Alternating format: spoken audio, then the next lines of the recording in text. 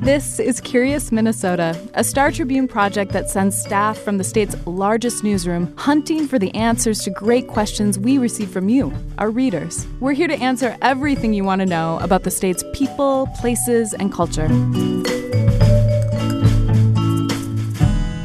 Welcome to Curious Minnesota. I'm your host, Eric Roper. Today's show is a little bit different than our usual routine. We're going to be speaking with Sharon Carlson, who I consider a Curious Minnesota superfan. Sharon has been submitting questions since just after we launched this column in 2019. So far, we've answered 8 of them, ranging from Minnesota's daycare costs to the state's wolf population. She has a knack for asking questions that are Minnesota-focused, have an interesting answer, and would appeal to a pretty broad audience. So we asked her to join us on the podcast to discuss some of her favorites. Here's my conversation with Sharon. Well, Sharon, thank you so much for joining us today. So I wanted to have you on the show because you are sort of our Curious Minnesota superfan. You've asked more questions, I think, than anybody. But you've also had many of your questions, 8 questions answered. And I think that you really know how to ask a great Curious Minnesota question. So we're going to go into some of the best of those questions today. But first, let's talk a little bit about your background. I know you're from Andover, and we've learned a little bit about your story through some of these questions. But tell us a little bit about yourself.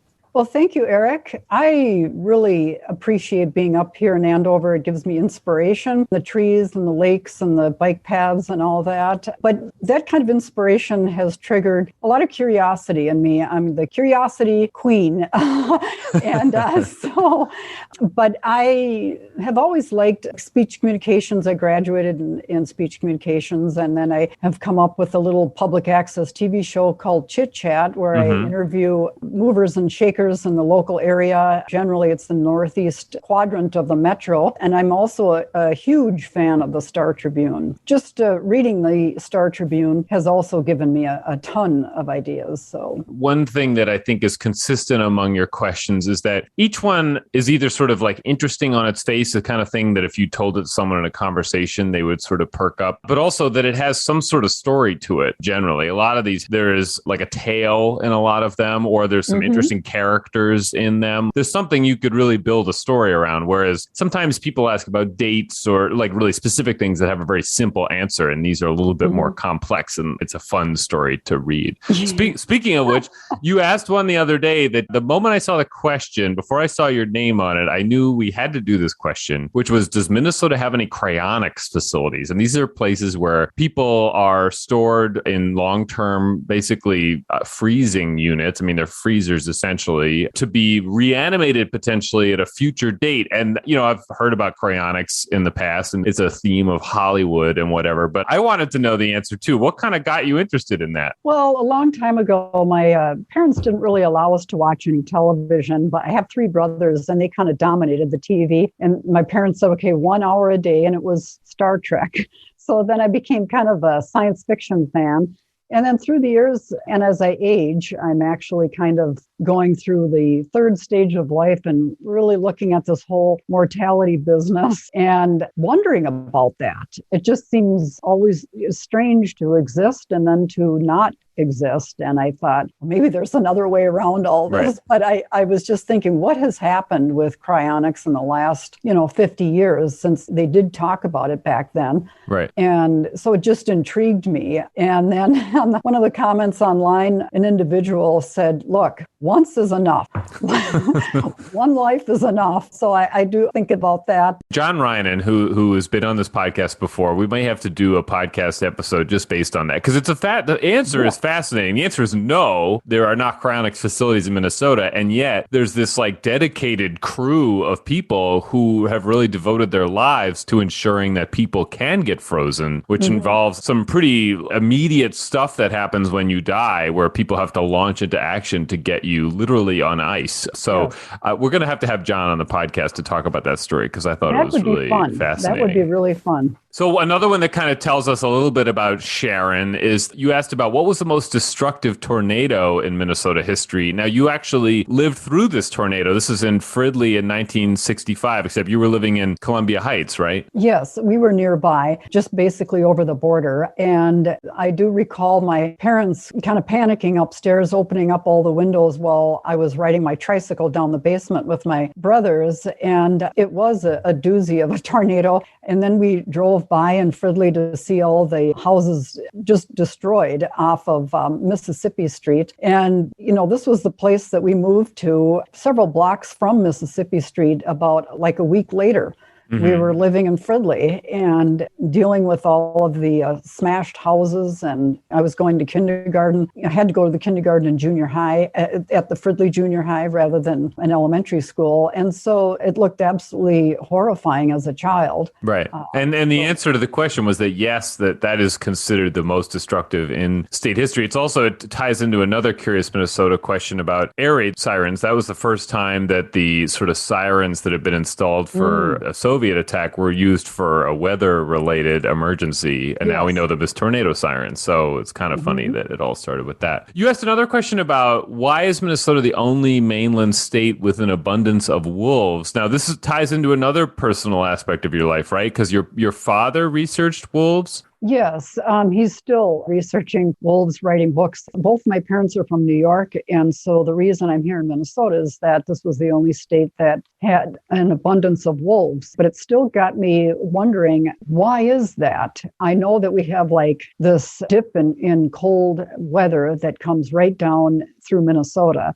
So I didn't know if it was the cold. I mean, certainly I could have asked my dad, but I think it's the cold that maybe that's the reason that the wolves are in Minnesota. I know that there's been some in Montana and Wisconsin, but mainly it is Minnesota. So one that was really popular, it hadn't really even occurred to me. And you asked this question is, how did St. Cloud get its name? And I guess it makes sense, right? Like we know of other saints, and yet what is St. Cloud, right? And so this kind of had an interesting answer. It had to do with France, I guess. Yeah, basically it was like an inside joke with these guys in the 1850s. One had hired these Frenchmen to paint a fence and had been reading about Napoleon's wife. He'd been reading about this in a book that Napoleon's wife had stayed in Saint Cloud outside of Paris. And then he would ask these painters, how are things going in Saint Cloud? And it's like, this turns into the name of the city after all these years. Yes, I've never read anywhere about a St. Cloud.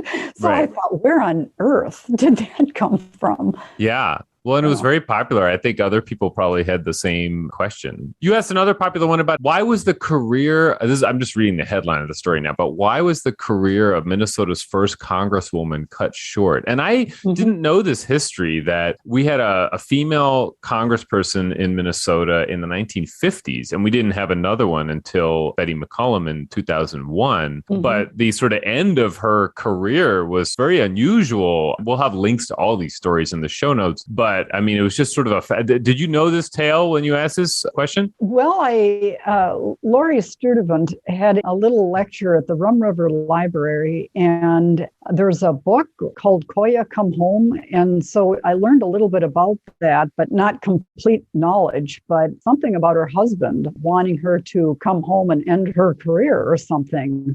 So I thought, well, how would that go over today? Probably not really good. But anyway, and it's sad, tragic that she had to end her career because of her husband.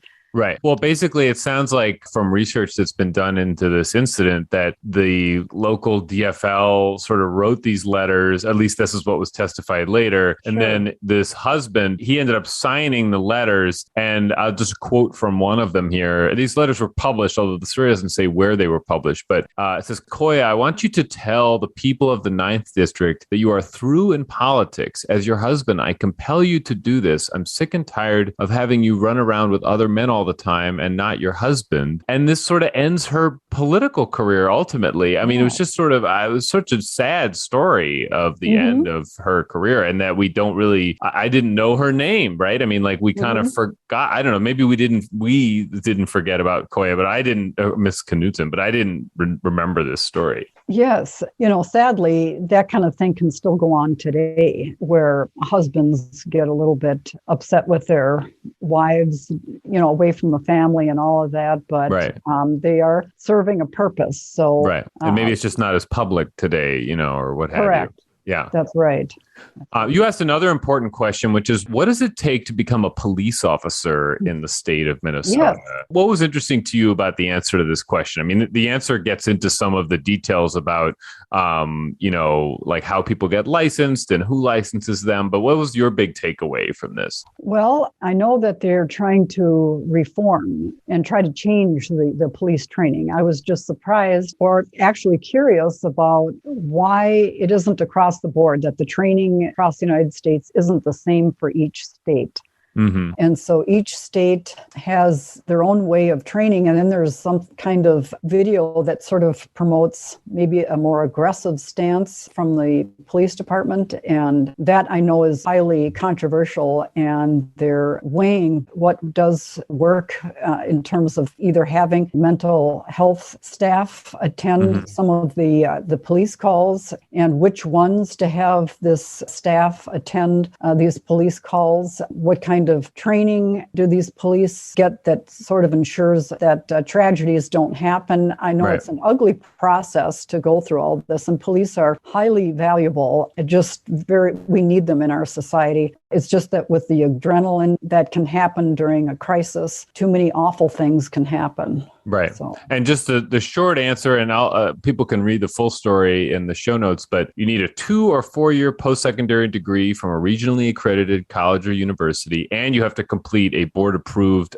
peace officer education program. And then you have to do that, you have to pass a psychological evaluation, a criminal history screening, and a medical screening, and a physical fitness test. So, but I will include a link in the notes to those. Sure. And then just the 2 other questions that we're not going to get to today, but if people want to read them, they'll also be in the show notes, is, are Minnesota's daycare costs really the highest in the nation? Which is a great question. It's like, I want to read it just saying that. And why does Minnesota have one of the highest rates of volunteering in the country? So 2 great questions. But Sharon, thank you so much. Are there questions you've asked that we haven't answered that you're waiting waiting for us to do? One of them I asked about St. Louis Park. I know that the Jewish community was originally in North Minneapolis, and then they moved to St. Louis Park. And I don't know why that specific location. And then I had just a day or two ago another question that was really good that I cannot recall. I think it was, why do we have something about newspapers, right? It was. Oh, yes. Why? Because why is the newspaper so well read up here? The circulation is near the highest for the daily circulation. And then I heard that the International Falls, they did reinstate, or somebody else took over this paper that went away, because newspapers are going by the wayside through the years, and that's a crime, I think. And so it gets presented to you every day. It's not a form of entertainment. It is a form of education. And, I'm just really excited, I guess, to have it rank so high in the nation. Right. Yeah, well, it probably dovetails with just how civically oriented, with our high voting and all those types of things up here too, I imagine. Well, Sharon, thank you so much for joining us. Again, I'm so glad to have you on the podcast. We've answered so many questions, but we couldn't have done these great stories without you asking these questions. So we're so happy that you asked them. Well, thank you so much, Eric. It was wonderful to talk. Okay, that's it for today's show. I wanted to circle back on the State Fair poll that some of you participated in a couple months ago. We had a 3-way tie for the winner, and we're going to tackle all 3 on an upcoming episode of the podcast. The winning questions were, what is the oldest building in Minnesota? How did the Northwest Angle come about? And how big does a body of water need to be to qualify as a lake? So look out for that in the future. And as always, we appreciate hearing your feedback at curious@startribune.com. Thanks so much. Thanks for listening to Curious Minnesota. We want to hear from you. Ask questions and read more stories online at startribune.com/curious. Our music is produced by Matt Gilmer. If you like the show, please rate us on iTunes or leave a review. And until next time, stay curious.